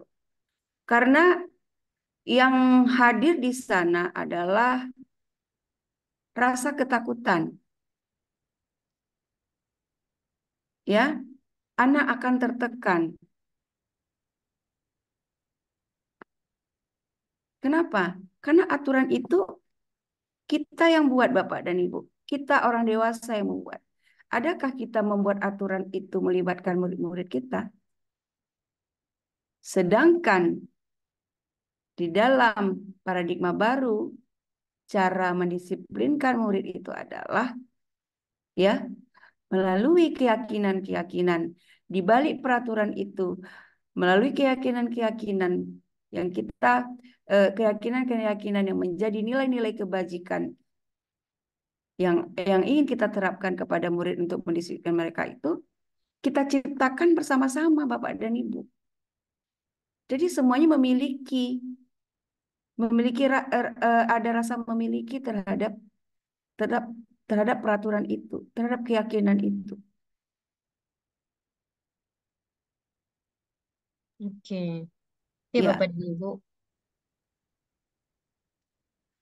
jadi itu Bapak dan Ibu. Kenapa itu hanya menjadi sebuah serangkaian peraturan di atas kertas yang tidak bermakna? Itu terjadi karena kita tidak melibatkan murid. Tidak ada ruang bagi murid untuk menentukan pilihan-pilihan yang mungkin bisa dilakukannya terhadap pelanggaran yang dia lakukan. Karena setiap itu diajukan, maka yang diberikan adalah hukuman, punishment, yang tentu saja itu membuat murid kita merasa tidak nyaman, Bapak dan Ibu. Demikian Ibu Rina yang Baik. bisa saya berikan. Terima kasih ya, luar biasa Bu Mul. Bapak dan Ibu, ini sudah di jam 20:55 ya Bapak dan Ibu. Sebenarnya banyak sekali yang bertanya di kolom chat, tapi kita satu nih tanggapan dari Pak Hendra karena Pak Hendra sudah raise hand ya. Kita minta Pak Hendra tanggapannya. Tadi Pak Hendra yang bertanya ya di kolom chat kalau tidak salah ini. Pak Hendra, silakan dibuka mikrofonnya. Assalamualaikum Oh, warahmatullahi wabarakatuh. jaringannya. Ya, waalaikumsalam. Waalaikumsalam. Malam, salam sejahtera buat semuanya. Ini berkaitan pertanyaan yang sudah saya ajukan mengenai sistem poin. Mungkin kebetulan saya mengajar di jenjang SMA yang tentunya kita mengenal Putus-putus. beda dengan SD SMP yang memang SD SMP itu remaja awal, sedangkan di SMA itu adalah dewasa awal. Maka dari itu penerapan sistem poin di tempat saya memang hanya sebagai bentuk peraturan yang untuk mencegah perbuatan-perbuatan yang berulang. Karena kita jenjang. Putus-putus ya Bu Mul. Iya. Jaringannya. Oke. Mungkin tadi bisa Betul ditangkap. sekali. Iya. Namun positifnya itu tentunya anak tidak melakukan pelanggaran berulang kembali. Mungkin itu saja tanggapannya Bu ya. Mungkin suaranya karena di sini terputus-putus Bu. Iya, benar. Suaranya Putus-putus. terputus sehingga tadi juga saya menyimak dengan detail, kadang keluar, kadang masuk. Mungkin itu saja tanggapan Bapak Ibu ya. Mungkin ada positif dan negatifnya saja sih mengenai penerapan poin. Namun kita kembali melihat dari jenjangnya. Mungkin kalau untuk di tingkat kami dewasa awal, positifnya ada, negatifnya juga ada. Mungkin itu saja. Terima kasih. Assalamualaikum warahmatullahi wabarakatuh. Baik, terima kasih Pak Hendra tanggapannya ya, karena Pak Hendra tadi mengajarnya di jenjang SMA gitu. Ingin ditanggapi Bu Mul? Iya, baik, luar biasa Pak Hendra. Terima kasih Pak Hendra atas tanggapannya. Iya, terhadap peraturan ya Pak Hendra, mungkin akan di dalam teknisnya itu bisa menjadi positif dan bisa menjadi negatif untuk aturan itu Bapak dan Ibu. Eh, Apalagi akan menjadi lebih positif bila aturan itu kita sampaikan kepada anak-anak, Bapak dan Ibu. Kita diskusikan kepada anak-anak apa hakikat nilai-nilai kebajikan yang tertuang dalam peraturan tertulis dalam poin-poin kita itu. Karena hakikatnya itu adalah untuk mencapai keselamatan anak-anak kita. Dan itu barangkali kepada Pak Hendra yang perlu dilakukan di sekolah Bapak. Jadi aturan itu akan menjadi lebih tertarik bagi murid kita untuk mematuhi, ya, apabila itu disampaikan nilai-nilai kebajikan apa, ya, yang tersirat di balik peraturan itu, Bapak dan Ibu. Ketika anak kita memahami, ya, dia mendengar, ya, apa sesungguhnya makna dari peraturan-peraturan itu diberikan dengan nilai-nilai kebajikan yang ada di balik peraturan tersebut dan apa yang menjadi tujuan utamanya. Nah, itu akan menjadikan serangkaian poin-poin peraturan Bapak itu menjadi lebih bermakna daripada hanya ketika ada anak melakukan pelanggaran langsung tunjukkan poin, itu akan menjadi anak hanya sekedar mengikuti serangkaian peraturan, tidak sadar, ya, tidak secara sadar meyakini bahwa itu sebenarnya sesuatu yang berharga untuk dirinya, untuk keselamatan dan kebahagiaan dirinya, agar tercipta rasa aman, kenyamanan di lingkungan kelas atau sekolahnya. Jadi tidak menjadikan itu sekedar tidak menjadikan poin-poin itu hanya sekedar dia untuk mengikuti serangkaian peraturan aja yang mengatur mereka tanpa memahami tujuan mulianya.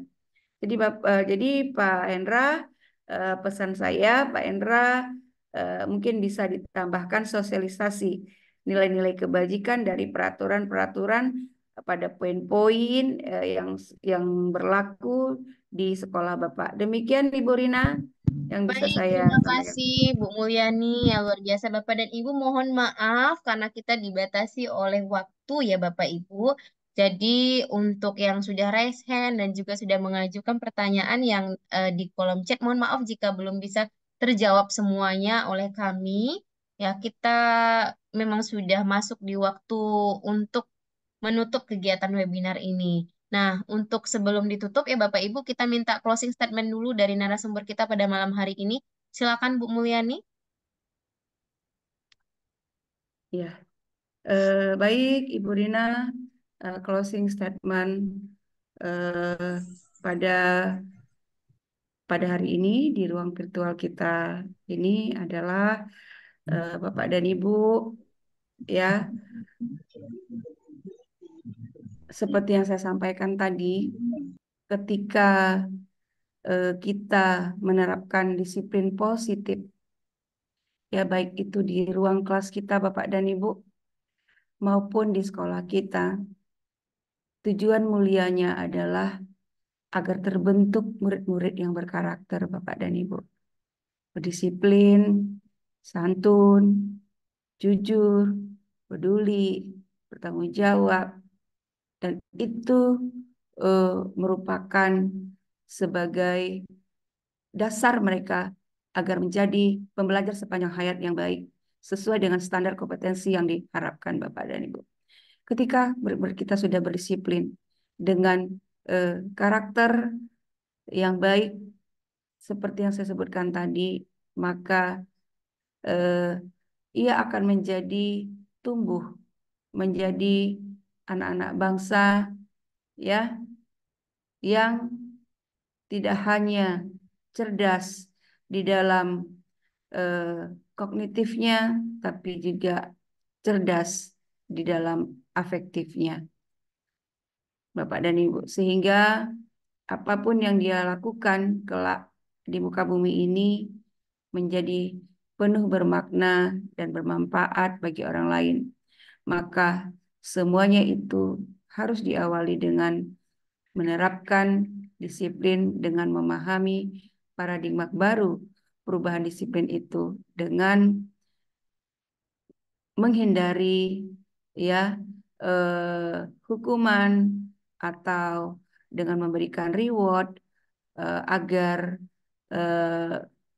penerapan disiplin melalui restitusi sebagai salah satu jalan yang lebih efektif dalam penerapan disiplin di kelas maupun di sekolah akan bisa menjadi budaya, bisa kita pahami untuk diterapkan bersama-sama dimulai dari ruang kelas kita sampai di sekolah, di mana dalam hal ini Bapak dan Ibu, ya, ketika kita menyusun ya nilai-nilai kebajikan itu yang kita yakini bersama, karena itu kita lakukan bersama, kita rancang bersama dengan melibatkan seluruh warga di kelas kita, seluruh warga di sekolah kita.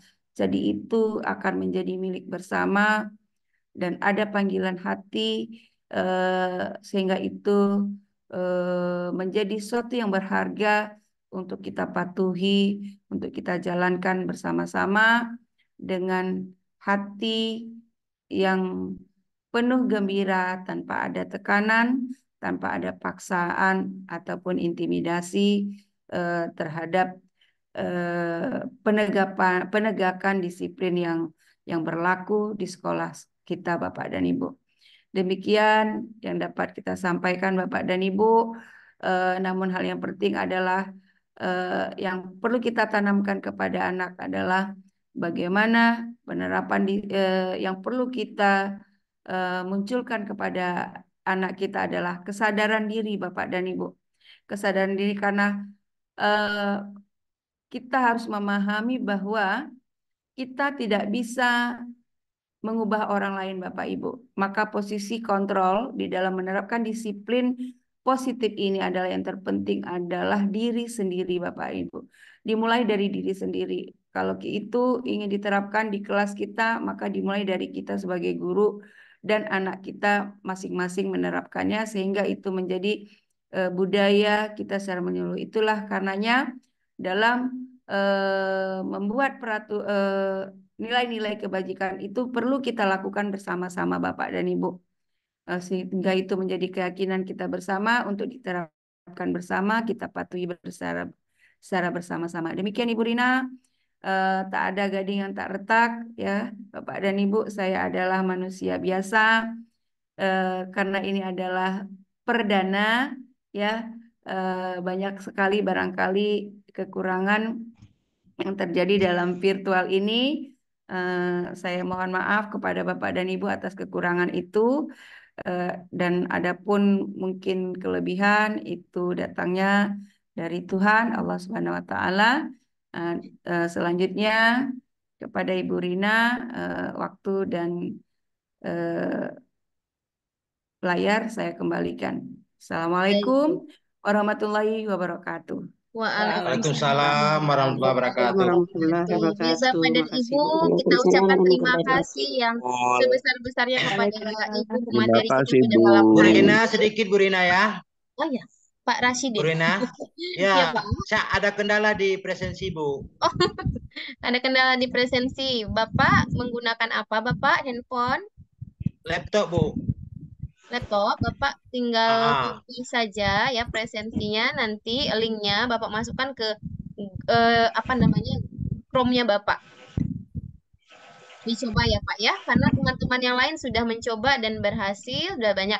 Baik Bapak dan Ibu, Atau bisa Ibu tolong Bu kirim lewat WA bisa Bu. kita Bapak kayaknya bisa itu Pak, dicoba dulu ya Pak ya. Iya Bu, ini kami juga nih belum ada masuk apa Bu sertifikatnya kayak mana nih Bu? Baik, Bapak dan Ibu, sebentar saya tutup dulu kegiatan, baru kemudian nanti saya tetap menunggu di sini nanti ya. Baik, Bapak dan Oke. Ibu, kita kasih Oke Bu.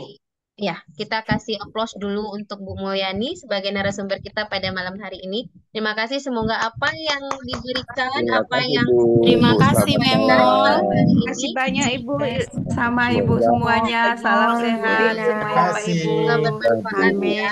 Baik. Sekali lagi, semoga ada Allah yang membalas segala kebaikan malam hari ini. Begitu juga kepada Pak Khairuddin yang sudah hadir bersama kita. Terima kasih banyak. Kemudian Bapak dan Ibu, untuk frekansi itu saya akan tunggu sampai jam 22. Kemudian Bapak dan Ibu, untuk sertifikat itu sebagai dari sistem hanya bisa mengirim otomatis 100 partisipan per hari. Dan nanti yang belum terkirim pada hari ini, insya Allah akan segera dikirim melalui email. Oleh karena itu, Bapak dan Ibu mohon di presensinya email yang tepat. Jadi jika Bapak dan Ibu belum mendapatkan mendapatkan sertifikat pada malam hari ini, Bapak dan Ibu mohon bersabar. Dan Bapak dan Ibu jika ada hal yang ingin ditanya, Bapak dan Ibu bisa chat di PMM ya Bapak dan Ibu di Kombel kami di PMM. Kombel Semerbak Ya. bisa dicari ya. Ibu materinya. Iya. Thank you Bu Rina, boleh Bu lewat WA saya Bu. Terima kasih Ya, banyak Bu. ya. Oke, baik. Sama Pak Ibu. Terima kasih Memol. Terima kasih Bu Rina. Ya. Terima kasih Bu Bapak Ibu. Rina. Ibu. Ya, Bu Rina. Bu Rina. Terima kasih. Izin menyampaikan materi sudah saya berikan di kolom chat, barangkali Oke, diperlukan nah, oleh itu Bapak sudah dan ada, Ibu. Terima kasih Bukan Bu Bapak diunduh. Terima kasih Bu Mol. Sama-sama. Kasih banyak Bu Khairunas, Mol. Ibu Ernalis, luar biasa. Iya Bu, alhamdulillah Bu Mol. Alhamdulillah, makasih banyak Ibunya. Terima kasih Bu Mulyani. Mudah-mudahan ada webinar berikutnya Bu ya. Insya Allah Bapak dan Ibu follow saja Kombel kami di PMM. Insya Allah akan kami usahakan kita konsisten untuk melaksanakan webinar dalam setiap bulannya ya Bapak Ibu, dengan materi-materi tentu yang berbeda dengan narasumber yang berbeda yang tidak kalah luar biasanya ya. Webinar Bu Mol. Terima kasih sekali lagi Bapak Ibu. Yang bisa dihubungi Bu untuk tanya sertifikatnya. Email, boleh ke email saya ya. Saya chat dulu nih. Boleh Bu, saya kasih nomor WA ke WA saja Bu ya. Iya, lebih gampang kan ke WA Bu, karena kita jaringan kan. Ya Bu ya. Ya. Saya kirim nomor saya boleh Ini Tulis nomor WA aja Bu ya. ya. Nomor saya ada di chat room, silakan di save dan nanti di chat ya Bapak Ibu. Terima kasih. Semoga bermanfaat ilmunya Bapak Ibu. Mohon maaf jika ada hal-hal yang kurang berkenan sebagai tuan rumah pada malam hari ini. Saya juga sebagai moderator mohon maaf jika ada hal-hal yang kurang berkenan selama membersamai Bapak Ibu di malam hari ini ya. Sehat selalu Bapak Ibu semua. Kita tutup. Assalamualaikum warahmatullahi wabarakatuh. Waalaikumsalam. Sehat. Waalaikumsalam. Bahagia. Ya, izinin Bapak dan Ibu. Bahagianya. Bagi yang masih ada di room, kita boleh, terutama tuan rumah ya, boleh buka kameranya, kita foto dulu. Ya. Boleh buka kameranya, kita foto dulu nih. Saya cek dulu Bapak Ibu di layar mana nih, saya bantu foto ya. Halo. Satu, satu, dua, tiga.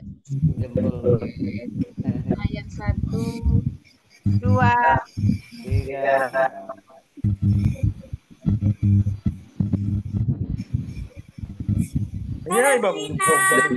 ya terima kasih Halo Bapak Bu Ibu Rina, sudah hadir. Bu Mulyani. Iya, Terima Makci. kasih Bu Iya, Mulyani. mantap luar Ya, biasa. sama-sama Ibu Susi. Luar biasa kita Terima berdamai. kasih Bu. Ya, sangat bermakna sekali. Tadi sibuk nanyain sertifikat tuh. Sampai jumpa Bu Luar Mol, biasa Bu seperti Rina. itu Bapak Ibu Iya, ya. sama-sama Itu Ibu luar Erna. biasa kita Terima berhasil. kasih. Iya. Terima kasih. Job. Amin, amin, amin. Yani is the best. Dari tadi sibuk Bu nanyain sertifikat Mama Bu. Semangat. Sabar ya. Maklum lah orang tua ini. Pokoknya Kami kalau tunggu email, webinar iya, kalau emailnya alamat emailnya benar, insya Allah nanti kami kirimkan via email ya. Kalau tidak hari ini, 2 hari besok insya Allah ya. Sabar Bapak Ibu ya. Karena lumayan banyak Bapak Ibu malam ini pesertanya 300, jadi tidak bisa dikirim sekaligus. Ya, luar biasa, webinar yang luar biasa. Bu Rina, waktunya kurang Bu Rina. Oh, waktunya kurang. Waktunya kurang, mau nambah lagi. Insya Allah nanti kita susun jadwal berikutnya ya. Moderatornya mantap, moderator mantap. Terima kasih. Moderator semangat. Ya, Sepertinya nih. moderator. Hanya Bu, yang bisa nanti webinar. kalau ada webinar lagi Pergantiannya. gampang dihubungi. Kemudian, Bu Eni semangat Bu En. Amin.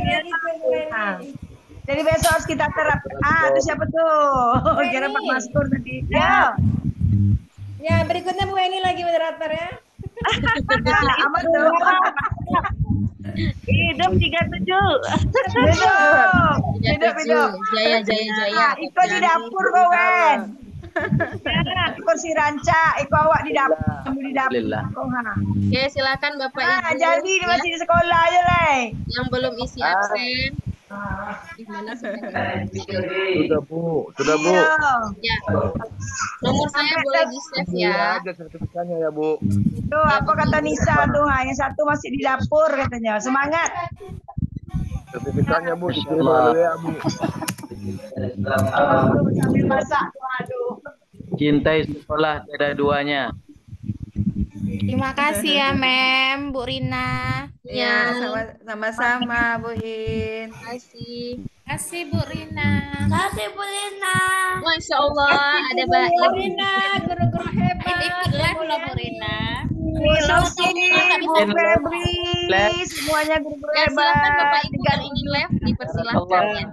Saya masih nunggu ruang. Semoga sehat selalu. Pak Masker, Pak Guru Komar, nah tuh semangat dia mah. Ya ini perdana nih menggunakan ketawa. Semangat Ibu, Ibu dari mana nih? Mantap. Ya, ya mantap Bu.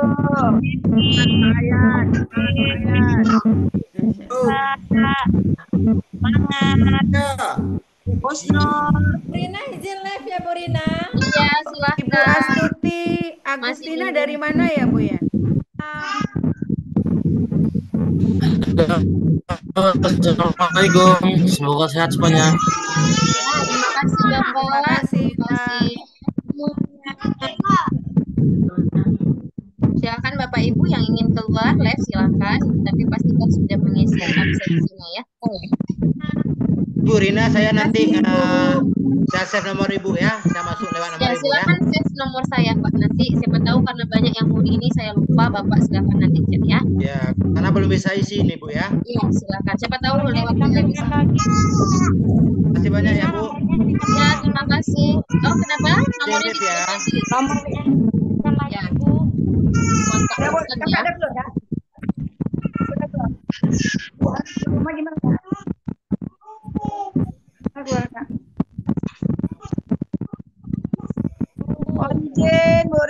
Mulyani, Weni, kami kumpul Ya, ya. makasih. Ya, karena dari tadi suami nelpon.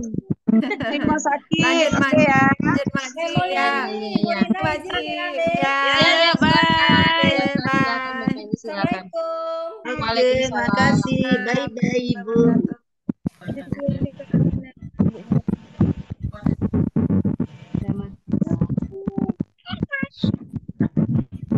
Ada adik. Mana Hamzah tadi, Hamzah? Hamzah ikut Zoom, Hamzah. Ya kan? Iya, Hamzah ikut Zoom.